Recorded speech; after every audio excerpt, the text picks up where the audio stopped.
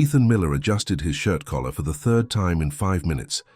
His fingers, accustomed to handling saws and nails with millimeter precision, trembled slightly as he pushed open the glass door of the Grind Cafe in the heart of Williamsburg, Brooklyn. It was Saturday night, and the foot traffic on Bedford Avenue made the small establishment vibrate with young, relaxed energy. Liam, his foreman at the construction firm, and his only real friend, had been relentless. A whole month without hassling him at work in exchange for 1 hour, just 60 minutes sitting at a table with a stranger.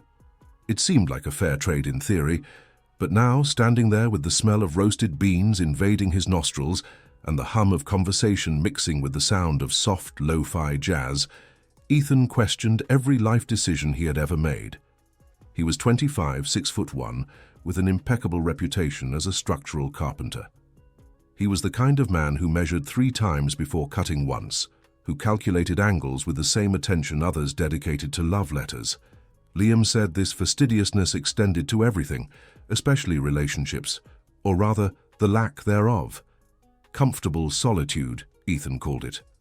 Emotional cowardice, Liam countered. The cafe was packed. Couples shared slices of carrot cake. Groups of friends laughed a little too loudly, and an older gentleman with a grey beard read the Times in the corner. Ethan scanned the room with his light brown eyes until he found them. Chloe was sitting near the window exactly as Liam had described. Dark brown hair tied in a low, messy bun, a few stray strands framing a face with delicate features. But it wasn't the hair that made him stop in his tracks. It was the compact black wheelchair positioned next to the table. And it was her eyes, intense moss green, that captured him with a piercing calm the exact moment he spotted her. Liam hadn't mentioned that. Of course he hadn't. Ethan felt heat rise up his neck, not out of embarrassment about the chair, but because he knew any hesitation would be interpreted as pity. And he detested pity as much as he imagined she did. She broke the silence before he even reached the table. "You must be Ethan. Tall, quiet, probably still has sawdust stuck somewhere hidden." Liam's description was pretty specific. Her voice had a warm texture, almost amused. Ethan looked down instinctively, checking his dark jeans and the white button-down he'd ironed twice that afternoon. No visible sawdust, but she was right. He always carried a bit of the job with him. "That's me. And you're Chloe. Liam said you drew." He didn't say anything else. He pulled out the chair and sat down, his movements deliberate as always. Chloe smiled sideways, a smile that didn't quite reach her eyes, but carried a sort of cautious approval. He's good at omitting details when he wants to force a situation, isn't he? But here we are, 1 hour, right? 1 hour, Ethan confirmed, feeling the weight of the promise made to his friend. The waiter appeared, a young guy in a black apron who clearly already knew Chloe by name. She ordered a cappuccino with extra foam and a slice of key lime pie. Ethan ordered black coffee, no sugar as always. When the waiter walked away, a strange silence settled between them. Not exactly uncomfortable, but heavy with unspoken expectations. Ethan observed the way Chloe held the menu that was still on the table. Her right fingers moved with absolute firmness, but the left ones had slightly different control, a subtlety only someone trained to spot imperfections would notice. She caught his stare and didn't look away. "You have that look of someone who builds things," she said, tilting her head slightly. "Like you're measuring if the table is level, or if the chair will hold the weight." Ethan felt the corners of his mouth curve into an involuntary half-smile. "Occupational hazard. I spend the day ensuring structures don't collapse. Beams, rafters, roof trusses. If something is crooked, I see it. And when you're not working?" "I'm thinking about work," he answered with disconcerting honesty. "Or I'm at home reading about joinery techniques or watching videos on restoring antique furniture." Chloe let out a low laugh, genuine this time. "Wow, Liam wasn't exaggerating about you being methodical. He said I'm slow. Is there a difference?" Ethan considered the question as the waiter returned with their orders. Chloe's cappuccino came with a heart drawn in the foam, and she thanked him with a nod. His coffee was black as night, bitter as regret. He took a sip and felt the perfect temperature slightly burn his tongue. "I think slow implies inability. Methodical implies choice. I prefer not to make mistakes than to have to fix them later. Chloe poked at her pie with a fork but didn't take a bite yet. And what do you do when you make a mistake anyway? I learn, and I don't make it again. She finally tasted the pie, and her eyes closed briefly in approval. When she opened them again, there was a new curiosity there, as if he had passed some silent test. I'm a children's book illustrator, she said, picking up the phone that was next to her cup. I draw colorful little animals that teach kids to share toys and brush their teeth. She turned the screen toward him, showing a digital sketch of a fox wearing glasses and holding a book. The line work was delicate, full of personality. Ethan leaned in to see better. It's beautiful. Very detailed. Thanks. Digital is easier with one good hand, she added naturally, as if commenting on the weather. Ethan lifted his eyes from the screen to her face. Chloe was watching him, waiting. Waiting for what? For the invasive question? For the awkward averting of eyes? For the abrupt change of subject? He did none of those things. Instead, he looked back at the drawing. The proportion of the pause is perfect. It must take time to get it like that. Chloe blinked, clearly not expecting that response. A genuine smile, wide and unexpected, lit up her face. It does. A lot of time. Most people don't notice those things. I notice structure, proportion, balance. It's my job. And does that work for foxes with glasses too? Apparently. They talked for another 40 minutes. Ethan talked about the house he was helping to frame in Westchester, a reclaimed wood structure that required precise joinery. Chloe explained the book approval process, from initial sketch to final print. She casually mentioned that she worked from home, that New York traffic was a nightmare for wheelchair users, and that she had learned to bake sourdough bread during the pandemic. When the clock marked 1 hour since Ethan's arrival, neither of them stood up. It was Chloe who broke the silence that had formed again. You can ask, you know, about the obvious thing. People always want to know, but they pretend they don't. Ethan finished his coffee, now cold, and set the cup down carefully. I don't need a reason to stay for the current coffee, but I would need a reason to be invited for the next one. Chloe's eyes widened, and for a moment Ethan feared he had said too much, been too direct. But then she laughed, an authentic laugh that made other people in the cafe look over briefly. Impressive, Miller. I underestimated you. She took the last sip of her cappuccino and wiped her mouth with a napkin. Her eyes grew serious, but not sad. It was a car accident, 4 years ago. I was heading to a gallery opening in Soho, anxious because it was going to be my first solo show. A truck lost its brakes on the BQE. The rest is medical history I prefer to skip. Ethan didn't offer pity. He didn't say he was sorry. He didn't try to minimize it with cliches about strength and overcoming. He just nodded, acknowledging the information as he would acknowledge a technical spec on a blueprint. And the exhibition. It happened without me. My sister hung the paintings. They said it was a success. Ethan saw something pass through her eyes, something too fast to name but too heavy to ignore. The cafe began to thin out. The waiter passed by collecting empty cups. Outside, Saturday night in Brooklyn continued to pulse with life. Chloe looked at the watch on her wrist. It's been well past an hour. It has, Ethan agreed. When they stood up, Ethan instinctively grabbed her jacket from the back of the chair.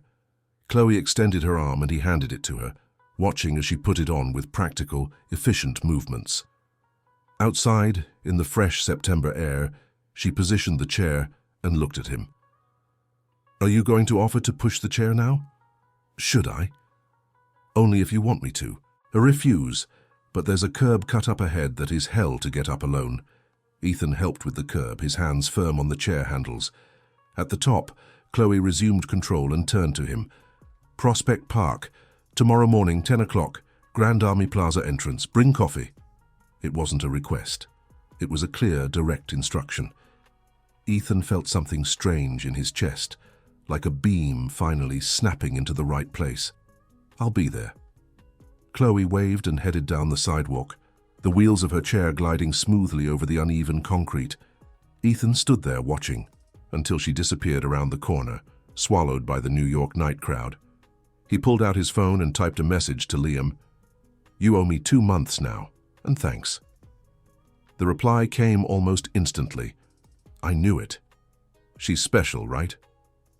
Ethan put the phone away without replying. Special wasn't the right word. Chloe was real, intensely, disconcertingly real. And for the first time in years, Ethan Miller wasn't measuring twice before taking the next step. He had already decided to show up. Ethan woke up at 6 on Sunday morning, 3 hours before necessary. Lying on the mattress in his small apartment in Bushwick, he stared at the white ceiling as the sun began to filter through the blinds. Nervousness wasn't a familiar sensation. He was the kind of man who slept deeply after a day of heavy labor, who woke up, showered, and followed his routine without existential questions. But that morning, everything felt different. By 7:30, he was already up, making a coffee he wouldn't be able to drink. By 8, he had changed clothes twice, finally opting for a plain grey t-shirt and the same jeans from yesterday. By 8:45, he was at the door, staring at his empty hands. Coffee. She had asked for coffee, but then Ethan remembered a detail. During the conversation at the cafe, when Chloe mentioned the sourdough, she also commented on her favorite summer drink. Peach iced tea, unsweetened, because she hated things that were overly sweet. It had been a casual remark, lost among other comments, but Ethan archived details like he archived lumber measurements. He bolted out the door. The bodega on the corner didn't have it. The deli on Knickerbocker Avenue didn't either. It was only on the third try at a convenience store, near the subway station, that he found 2 cold bottles of unsweetened peach tea. When he arrived at Grand Army Plaza, it was 10:02, and he was sweating lightly, holding the bottles like conquered trophies. Chloe was already there. She was using a different chair than the night before. This one was lighter, visibly carbon fiber, with slim wheels and a sporty design. Her hair was down, falling in natural waves over her shoulders, and she wore a white cotton blouse and light jeans. At her feet, or rather on the footrest of the chair, rested a small backpack. "You're late," she said, but her eyes sparkled with amusement. "And where's the coffee I ordered?" Ethan held up the bottles, feeling strangely proud.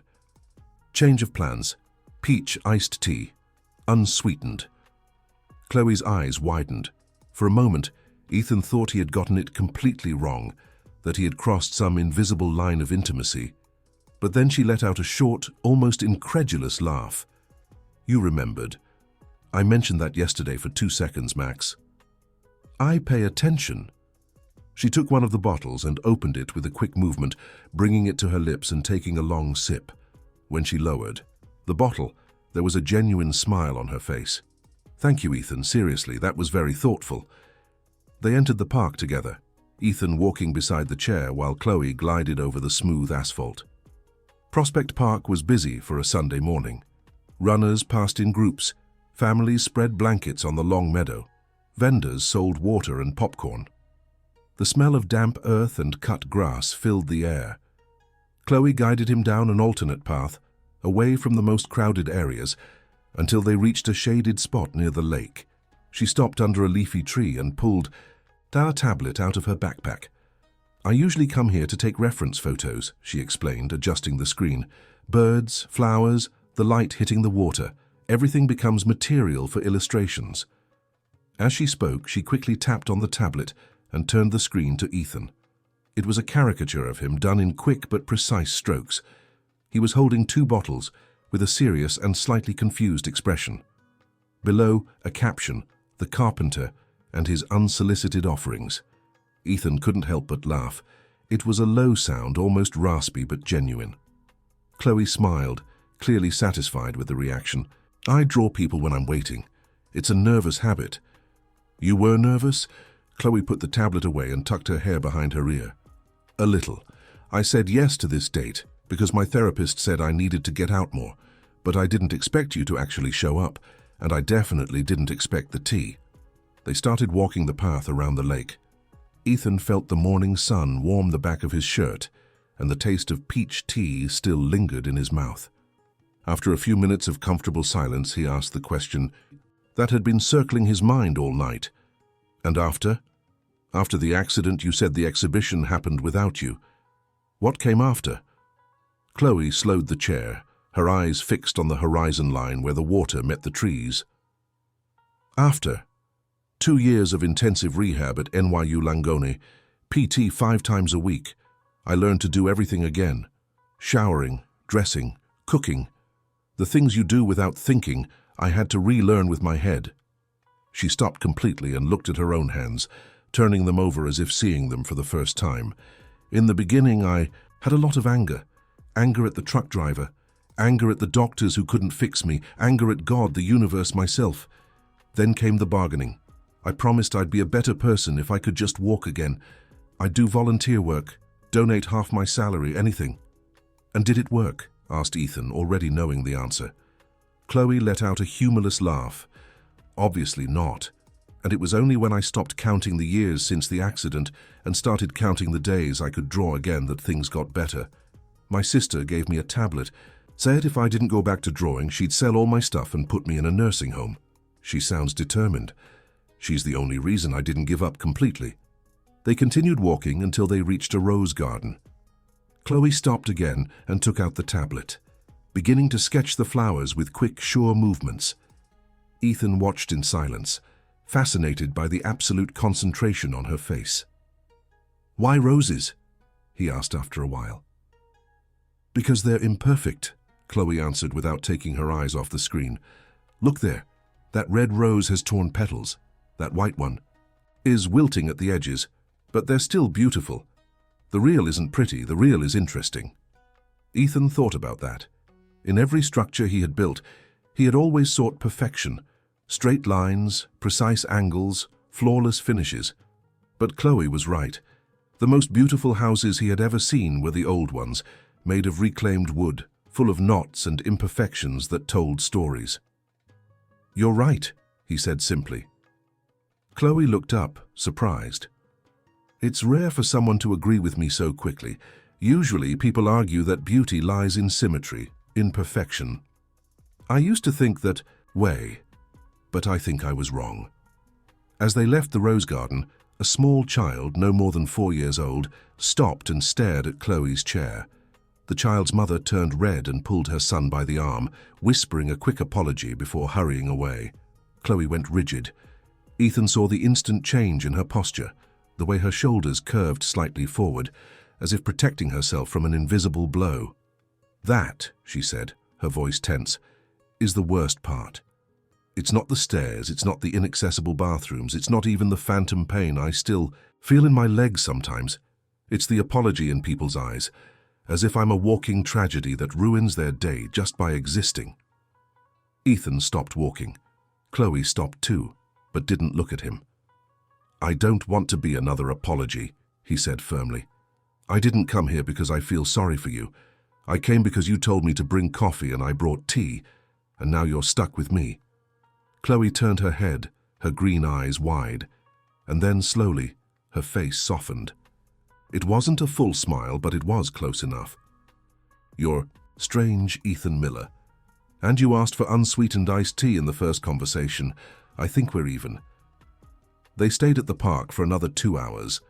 Chloe took dozens of photos, showed Ethan some of her published books on the tablet, and talked about the small publisher in Brooklyn that bet on indie illustrators.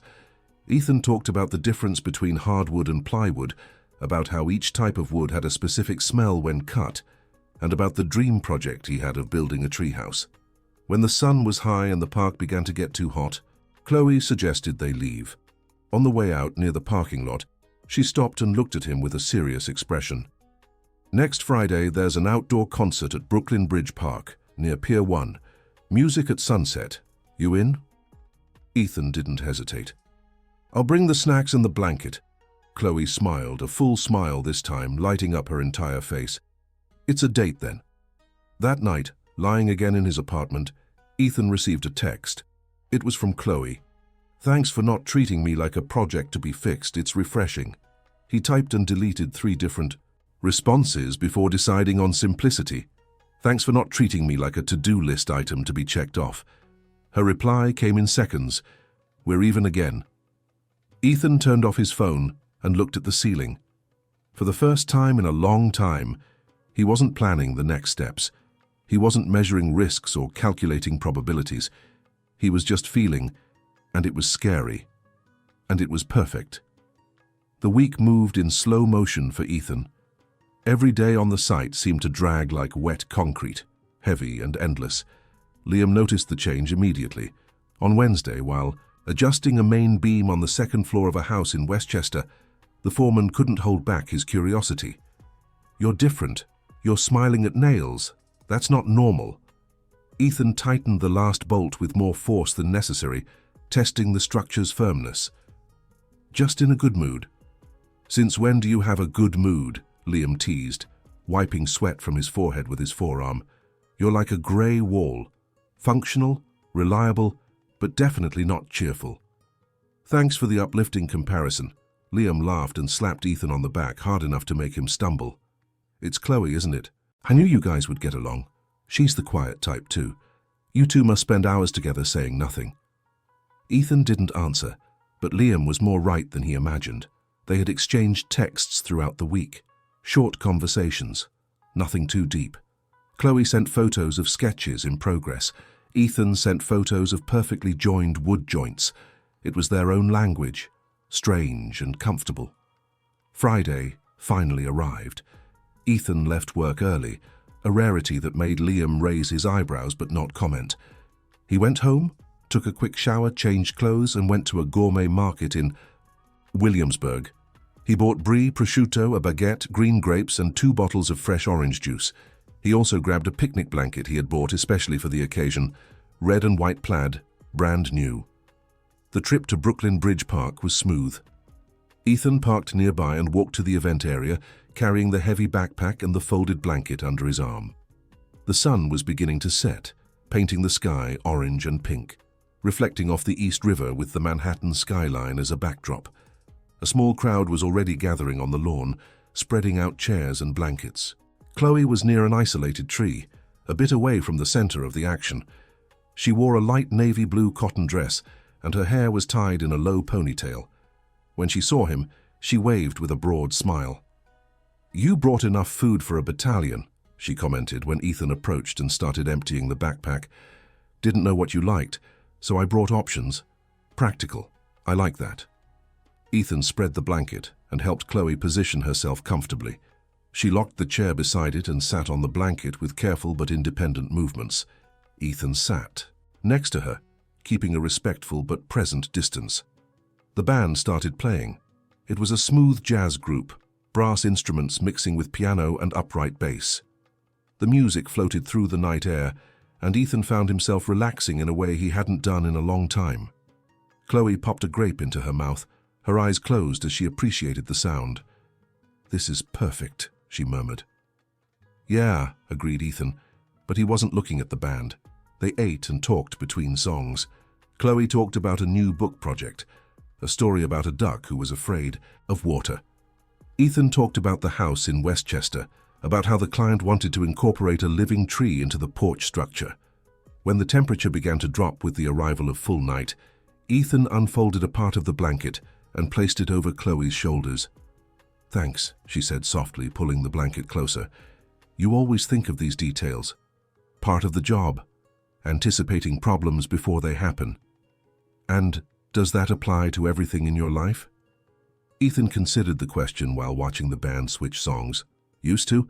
Lately, not so much." Chloe looked at him with curiosity, but before she could ask more, Ethan felt a shift in the air. A young couple had settled near them, just a few feet away. The woman, blonde with short hair, looked at Chloe and then at the wheelchair. She nudged her boyfriend with her elbow and whispered something. The guy looked too, and both quickly averted their gaze when they realized Ethan was watching them. But the damage was done. Ethan felt Chloe stiffen beside him. She pulled the blanket tighter against her body, her jaw tense. The whispers continued, discreet but audible enough to be felt. The blonde woman looked again, this time with an expression Ethan recognized immediately. Pity, morbid curiosity disguised as concern. Chloe stood up abruptly, or rather, positioned herself to get back into the chair. Her movements were fast, almost frantic. "I need to go, that's enough." Chloe, wait. Ethan tried to touch her arm, but she was already transferring to the chair with practiced efficiency. No, that's enough. I shouldn't have come. She unlocked the chair and started to move away. Ethan gathered everything in a rush, throwing the leftover food and blanket into the backpack carelessly. He caught up to Chloe. In the parking lot, near a van adapted with a side ramp, Chloe stopped and gripped the wheels of her chair tightly, her knuckles white. She didn't look at Ethan. "I'm sorry," she said with a trembling voice. "I thought I could do it. I thought I was ready. But I'm not. Ready for what? For the looks, for the whispers, to be the unsolicited entertainment of someone's night. They don't see a person. They see a sad story, a life lesson, a reminder of how lucky they are to have working legs." Ethan put the backpack on the ground, and crouched in front of the chair, forcing Chloe to look at him. "You don't owe anyone a performance. You don't owe smiles. You don't owe being comfortable when you're not. You don't need to prove anything." Chloe finally looked at him, and Ethan saw tears in the corners of her eyes, though she seemed determined not to let them fall. "But I need to prove it to myself. I need to prove that I can live normally, that I can go out, have fun, without it being an event, without people whispering about the poor girl in the wheelchair who dares to appear in public." Ethan stood up and took a step back, giving her space. "Then go home. Not because they won, but because you decided. Your decisions, Chloe, not theirs." Chloe nodded, wiping her eyes quickly with the back of her hand. She opened the van door and started the process of getting in, something she had clearly mastered with practice. Ethan watched without offering unsolicited help. When she was secure in the driver's seat, the chair already stowed in the back, she opened the window. "Thanks for coming and sorry for ruining the night." "You didn't ruin anything. Idiots ruined it. You just made a decision." Chloe tried to smile, but it didn't reach her eyes. "I'll text you, okay?" "Okay." But Ethan felt it was an empty promise. He felt it in the way she looked away, how she accelerated the van a little too fast when leaving. He felt it in the knot forming in his stomach as he stood in the parking lot, watching the van's taillights disappear into the night. Liam called on Saturday morning. Ethan answered on the third ring, still lying in bed even though it was almost noon. "So, how was the romantic date?" "It went well until it didn't." "Uh-oh, what happened?" Ethan told him everything. The concert, the food, the perfect moment destroyed by looks and whispers. Liam listened in silence, a rare thing for him. "And she hasn't texted you yet?" "No." "How many days has it been?" "Yesterday was Friday. Today is Saturday. 1 day. Give it time, man. Maybe she just needs to process. Or maybe she realized it's not worth it. All this effort, all this exposure. For what? To be judged by strangers every time she leaves the house?" Liam sighed, on the other end of the line. "You're overthinking. Chloe likes you. I saw how she talked about you when her sister called me. She just needs time." "Maybe time is exactly what she needs to realize she's better off alone." Ethan hung up before Liam could respond. He knew he was being dramatic, but he couldn't help it. He spent the entire weekend obsessively checking his phone. Sunday, Monday, Tuesday, no message, no call. On Wednesday, Liam found him drawing on the back of an architectural blueprint during lunch break. They were rough amateur sketches, but recognizable. The park, bench where they had sat. The lake at Prospect Park, Chloe's silhouette under the tree. "You draw now?" Ethan crumbled the paper quickly, but Liam was faster and grabbed it first. "Dude, this is terrible. But it's her, isn't it?" Ethan snatched the paper back from his friend's hands. "It's nothing. It's her. You're in love and she ghosted. And instead of moving on like a normal person, you're here drawing like a teenager with a broken heart. I'm not in love." "Sure you aren't. And I'm a NASA engineer." Ethan put the crumbled paper in his pocket and went back to work. But that night he smoothed out the drawing and looked at it for a long time. Then he grabbed clean paper and tried again, and again, and again. On the 10th day, he finally worked up the courage. He took the best of the sketches, him sitting on the park bench holding 2 iced teas, and drove to the address Chloe had casually mentioned once, a low-rise building in Greenpoint near the cafe where they met. He didn't ring the bell. He just left the folded drawing in her mailbox, no note, no explanation. And then he went home. And to wait. Ethan woke up the following Friday with a heaviness in his chest that had become familiar. 15 days. 15 days since the concert. 15 days since he last saw Chloe. He had left the drawing in her mailbox 5 days ago, and since then, nothing. Not a text. Not a sign of life. Maybe she hadn't seen it. Maybe someone else took it. Or maybe she simply threw it away without even opening it. He forced himself out of bed to prepare for another workday. The job in Westchester was almost done. 1 more week and the frame would be ready for finishing. After that, Liam already had another project lined up, a renovation in Park Slope. Life went on, as it always did, regardless of broken hearts or unreciprocated drawings. Ethan drank black, bitter coffee, put on his work clothes still damp from yesterday's wash, and was about to leave when he heard a noise at the door. Not the bell. Something sliding underneath the door. A white envelope, high-quality paper. His name written by hand on the front, with delicate, firm calligraphy. He picked up the envelope with trembling hands and opened it right there, standing, in the narrow hallway of his apartment. Inside there was a drawing. It wasn't a quick sketch like the ones Chloe had done before. It was a complete illustration, professional, done with colored pencils and ink. It was the scene Ethan had tried to draw. Him on the park bench holding the 2 iced teas, with the lake in the background and sunlight filtering through the tree leaves. But Chloe's version was perfect.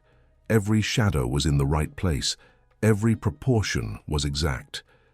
She had captured not just the image but the emotion, his anxiety, his hope, the vulnerability of someone waiting for something that might never come. Ethan turned the paper over. On the back, in the same careful handwriting, "People only draw what they don't want to forget. Thank you for drawing me when I erase myself. I'm under our tree in Prospect Park, if you want to show up." Ethan didn't think, he didn't plan. For the first time in his life, he just ran. He called Liam on the way, letting him know he wouldn't be at work. Liam started to protest, but Ethan hung up before listening. He took the first subway train heading toward the park, got off 3 stops early because he couldn't stand still, and ran the rest of the way. When he arrived at the entrance, he was sweating, his heart pounding not just from physical exertion. He cut through the park in long strides, dodging runners and dogs, until he reached the shaded spot near the lake. Their tree. And there she was. Chloe was in the carbon fiber chair, tablet in her lap, but the screen was off. She was looking at the water, her profile silhouetted against the morning light.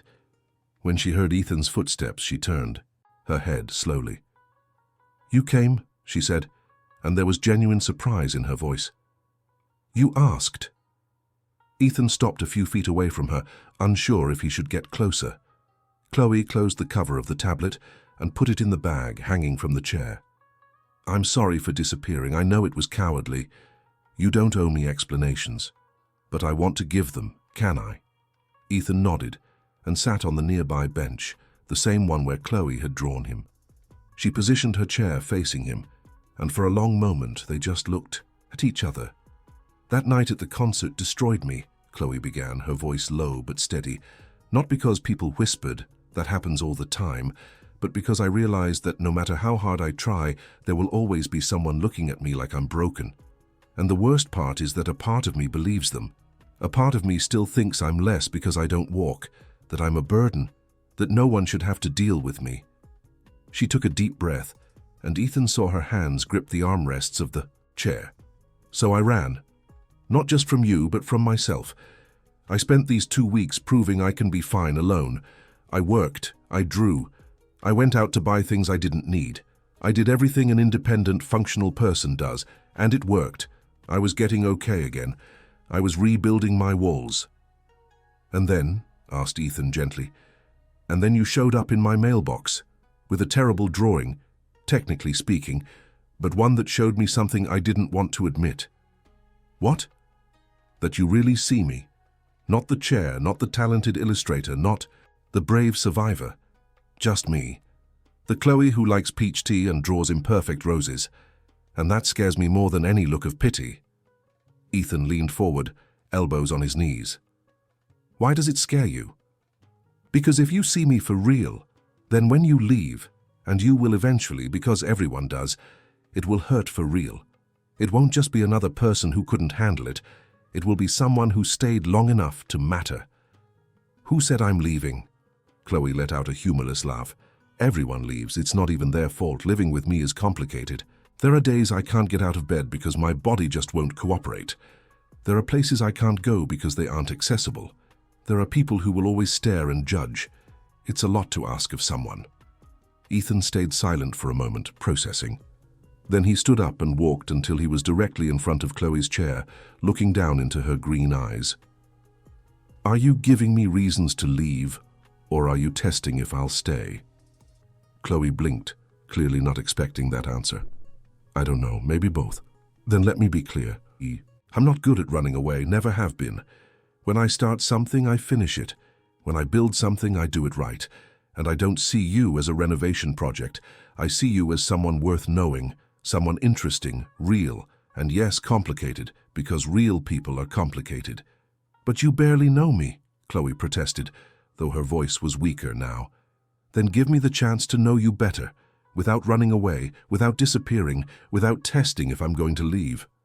Chloe closed her eyes, and Ethan saw a tear run down her cheek. She wiped it quickly, but others followed. I'm so afraid, she whispered. Me too. Really? Ethan sat on the grass in front of the chair, looking up. I spend my whole life measuring, calculating, planning. Everything has to be perfect, or it's not worth trying. But with you I can't plan. I can't predict, and that's terrifying. But it's also the first time I feel really alive. Chloe opened her eyes and looked at him. Then, slowly, she reached out her hand. Ethan took it, feeling the firmness of her fingers against his. I drew you running through the park, she said with a wet smile. You holding the envelope, you looked desperate. I was. She took the tablet again and opened a file. Ethan stood up and leaned in to see. It was exactly as she had described. Him running, hair messed up by the wind, the envelope clutched to his chest, an expression of urgency and hope on his face. When I finished this drawing, I realized I didn't want to forget either. I didn't want to forget how someone cared enough to draw badly, to show up even when I ran away, to not give up. Ethan sat, next to the chair on the grass still damp with dew. So we try again, but different this time? How different? No expectations, no pressure. We meet when we can. If it goes wrong, we talk. If one of us needs space, we ask. But no disappearing, no silence. Chloe considered this, biting her lower lip. What if I still have bad days? Days I can't go out, days I'm terrible company? Then you tell me and I leave you alone. Or I show up with iced tea and stay quiet. Whatever you prefer. And if people keep staring, then I stare back until they get uncomfortable. Or we leave. The choice is yours always. Chloe extended her pinky finger, like a child making a promise. Deal. But it has to be for real. No running when it gets hard. Ethan intertwined his pinky with hers. No running. They stayed like that for a moment, two adults making a childish promise under a tree in a busy park, and somehow it felt more serious than any contract Ethan had ever signed. Next Saturday? Asked Chloe. 10 o'clock. Here. I'll bring the tea and the donuts. Chloe smiled, a full smile. That lit up her whole face. I'll be here. I might be late because I'll have second thoughts on the way, but I'll show up. All right. See you Saturday. Ethan stood up, brushed the grass off his pants, and started to walk away. But after a few steps, he turned back. Chloe? Yes? Thanks for drawing me back. She nodded, her eyes shining with unshed tears, but this time they were different. They weren't tears of fear or sadness. They were relief, hope, possibility. Ethan left the park with his heart lighter than it had been in weeks. On the train back, he took out his phone and sent a text to Liam. Sorry for skipping, I'll make it up tomorrow, and thanks for insisting on that first date. The reply came almost instantly. I'm a love genius. You owe me a beer. Several, actually. Ethan smiled and put the phone away. When he got home, he didn't draw. He didn't need to anymore. Chloe had drawn for both of them, and unlike him, she knew exactly how to capture what really mattered. Not the perfect image, but the imperfect truth. The first Saturday after the reunion was different from all the others. Ethan arrived 15 minutes early, carrying a bag with iced teas, glazed donuts from an artisanal bakery in Williamsburg, and a nervousness he couldn't disguise. He stood under the tree, watching the path where Chloe should appear, questioning every decision he had made in the last 24 hours. What if she didn't come? What if she changed her mind? What if that moment in the park had just been a disguised goodbye? But then, at 10:07, he saw her. Chloe was coming down the usual path, using the carbon fiber chair, hair loose in the wind, wearing a yellow blouse Ethan had never seen before. When she spotted him, she slowed down for an instant, as if she too were having second thoughts. But she didn't stop. She continued until she reached the tree.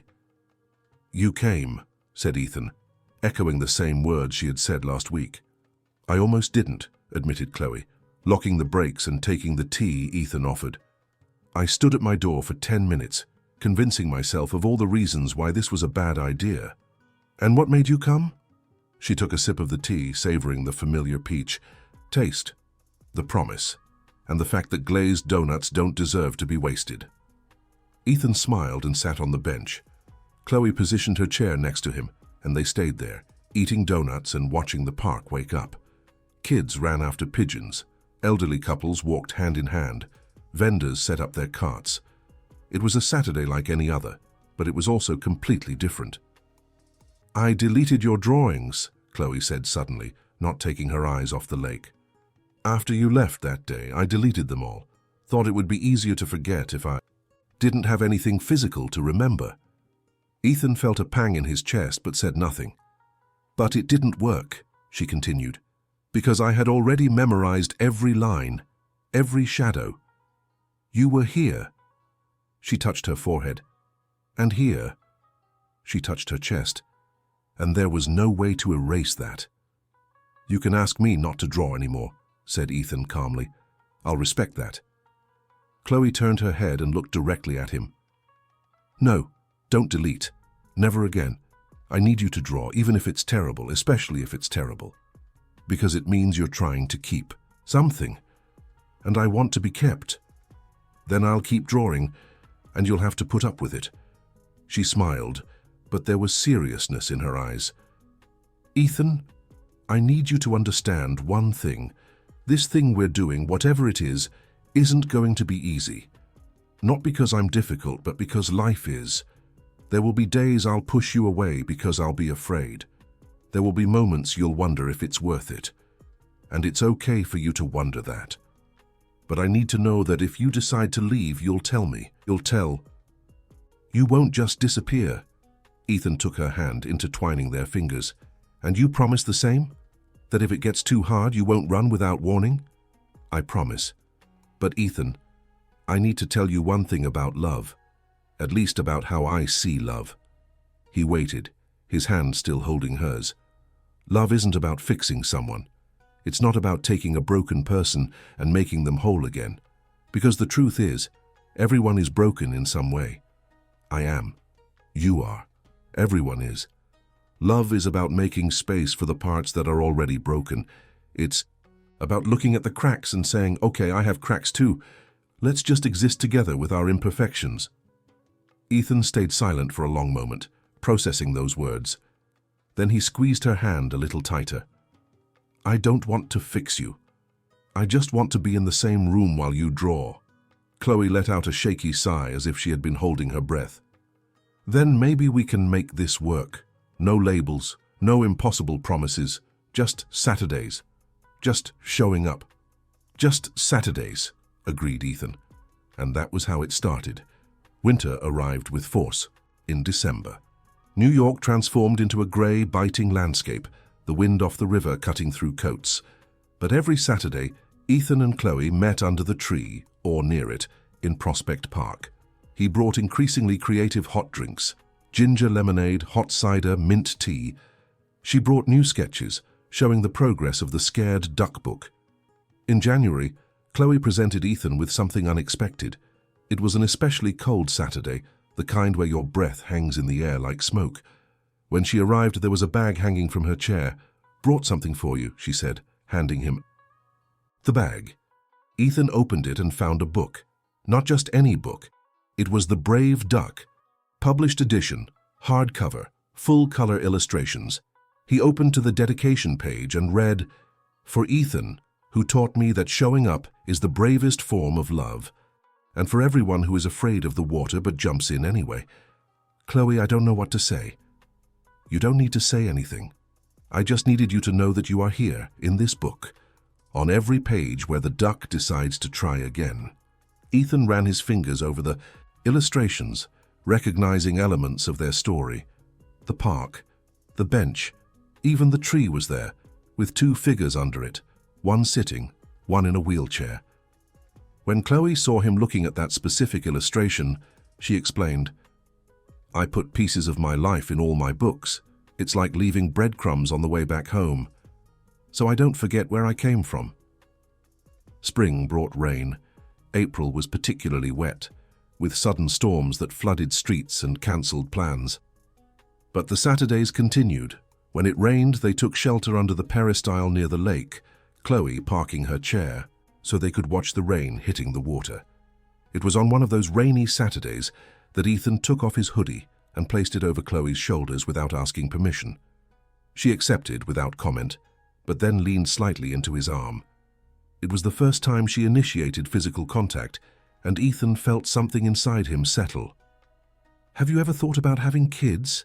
Chloe asked suddenly, her eyes still fixed on the rain. The question caught Ethan by surprise. "I never thought much about it. You?" "I used to want to. Before the accident, I had a whole life planned. House, husband, 2 kids, a dog, the whole package. After the accident, I had to dismantle all those plans and build new ones. And in the new plans, I don't know if kids fit." "Why not?" Chloe turned to face him. "Because I'm afraid I won't be able to do it. Afraid I'm not strong enough. Afraid a child will need more than I can give physically." Ethan considered this carefully before answering. "My mom always said parenting isn't about physical strength. It's about showing up, day after day, and if there's one thing you know how to do, Chloe, it's show up." She smiled, but it was a sad smile. "Maybe one day I'll believe that." Summer arrived in July, bringing humid mornings and blazing sun. Ethan went back to bringing iced tea. Chloe started wearing colorful tank tops and light scarves. They still met on Saturdays, but now they stayed for shorter periods, the heat eventually sending them home. It was on a Saturday in August that Chloe did something completely unexpected. When Ethan arrived at the park, she wasn't under the tree. She was waiting in the parking lot. When he approached, she held something out. A key. Ethan looked at the silver key, then at Chloe, confused. "It's the key to my apartment," she explained, cheeks slightly flushed. "Not for you to live there or anything, but so you can drop off donuts in the kitchen when you get there before me, or to grab something I forget, or to use the bathroom if you need to. It's just practical." Ethan took the key, feeling the weight of the cold metal in his palm. He knew it wasn't just practical. It was trust. It was vulnerability.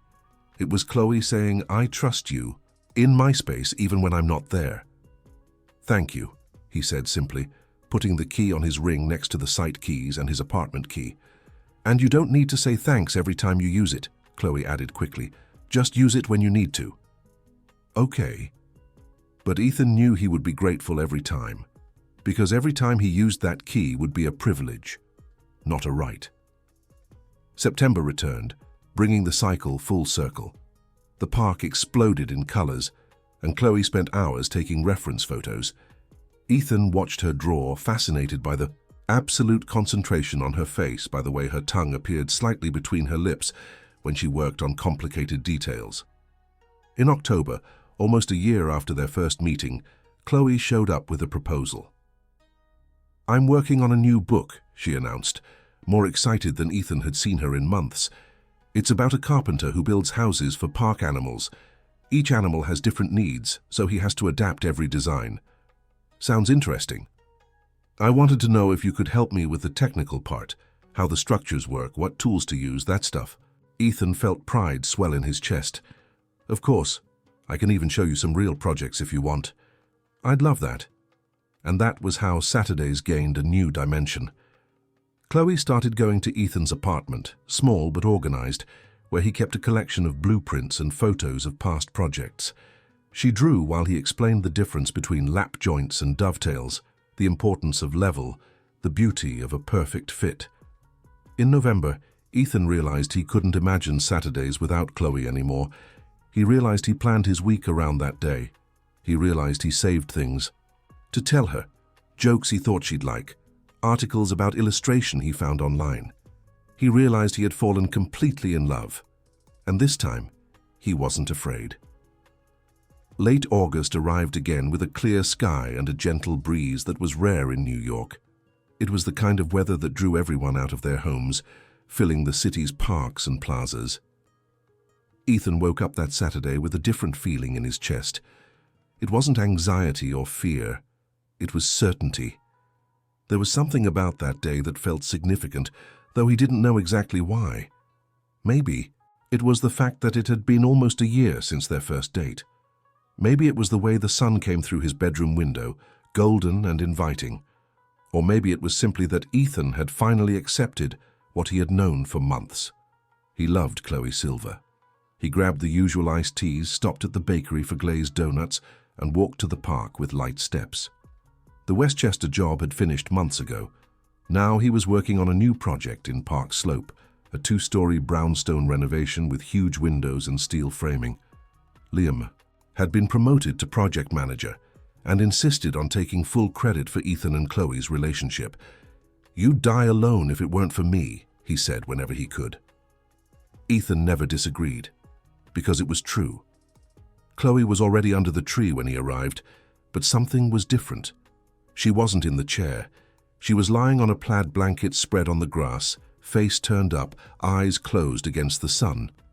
The chair was locked beside her, and she seemed completely relaxed, vulnerable in a way Ethan rarely saw. He approached slowly, not wanting to break the moment. But Chloe opened her eyes before he got close, as if she felt his presence. "Hi," she said with a lazy smile. "Thought today would be a grass day. Do you mind?" Ethan put the bag on the ground and lay down beside her, feeling the cool grass through his t-shirt. "I don't mind at all." They stayed like that for a while, side by side, watching the tree leaves sway gently in the breeze. Ethan could hear the distant sound of kids playing, birds singing, leaves rustling. He could feel the warmth of Chloe's body inches from his.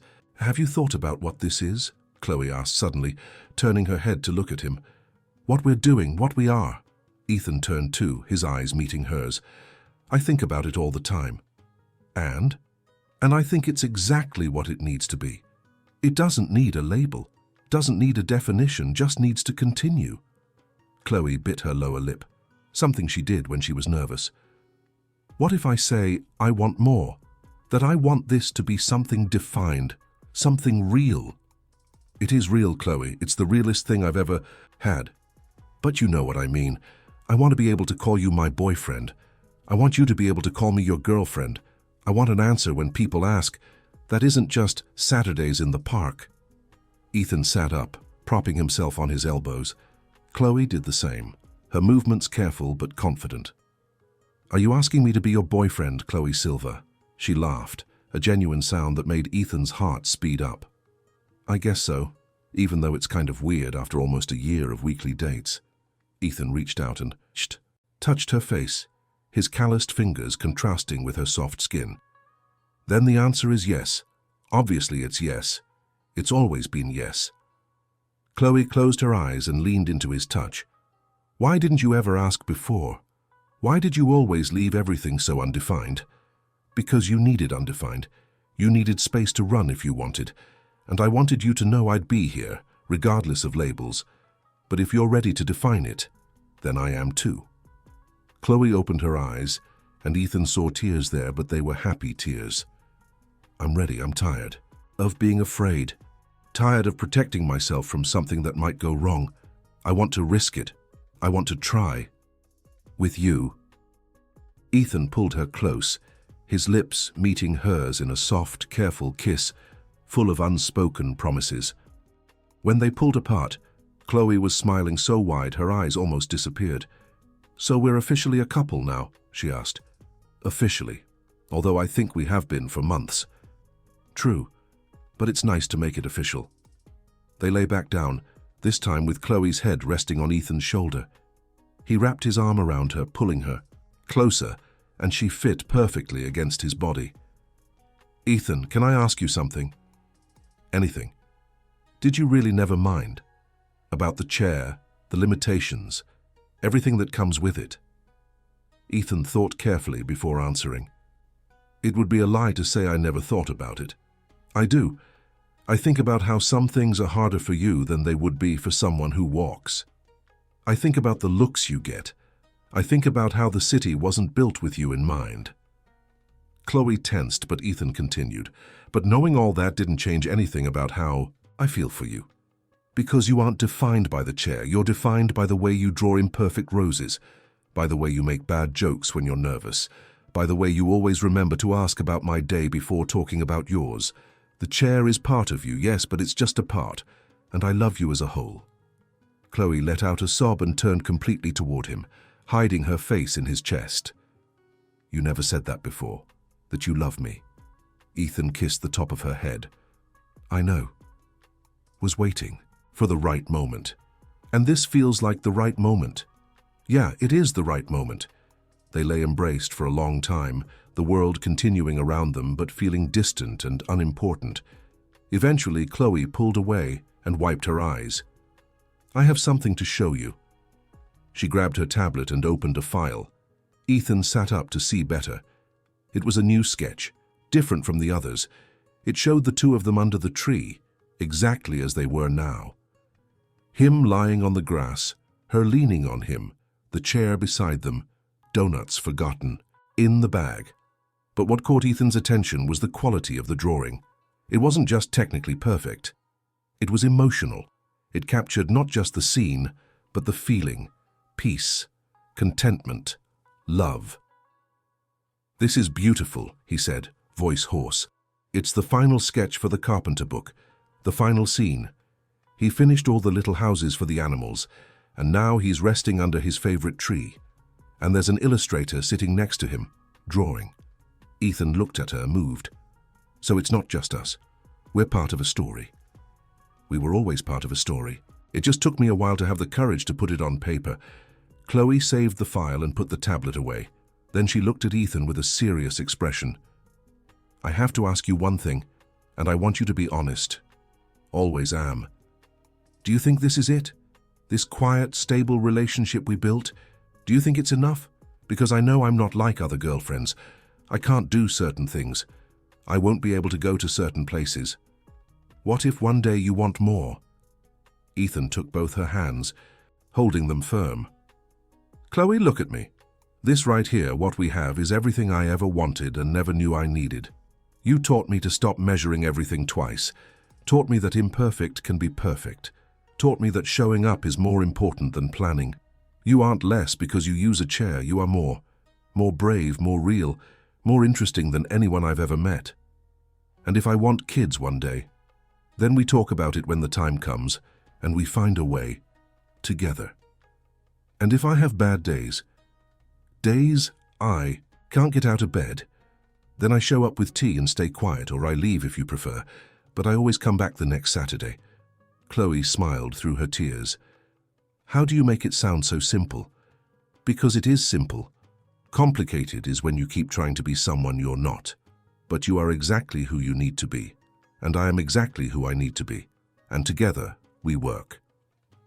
Chloe leaned in and kissed him again, this time with more urgency, more certainty. When they parted, she was laughing. "Liam is going to freak out when he finds out we finally made it official. He's going to say he knew since day one. Probably. He's insufferable like that. But he was right about everything." "He was," agreed Chloe, "even if I won't admit that in front of him." The sun began to set, painting the sky in shades of orange and pink. Other people in the park started packing their things and leaving, but Ethan and Chloe remained, lying on the grass, watching the colors change. "Are we seeing each other next Saturday?" asked Chloe, though she already knew the answer. "As always, even with rain, even with rain. Even if I'm late?" "Even if you're late, I'll be here." Chloe sat up and started transferring to her chair. Ethan helped without her needing to ask, a movement as natural now as breathing. When she was settled, he folded the blanket and packed the empty bag. "Ethan," called Chloe when he was about to start walking beside her. "Yeah? Thank you for showing up, always. Thank you for letting me show up." They walked together toward the park exit, the chair gliding smoothly alongside Ethan's steady steps. The sky kept changing color, and the air was getting colder, but neither of them was in a rush to get anywhere. Because the destination didn't matter as much as the journey, and the journey was made of Saturdays. Infinite, imperfect, perfect Saturdays. End of story.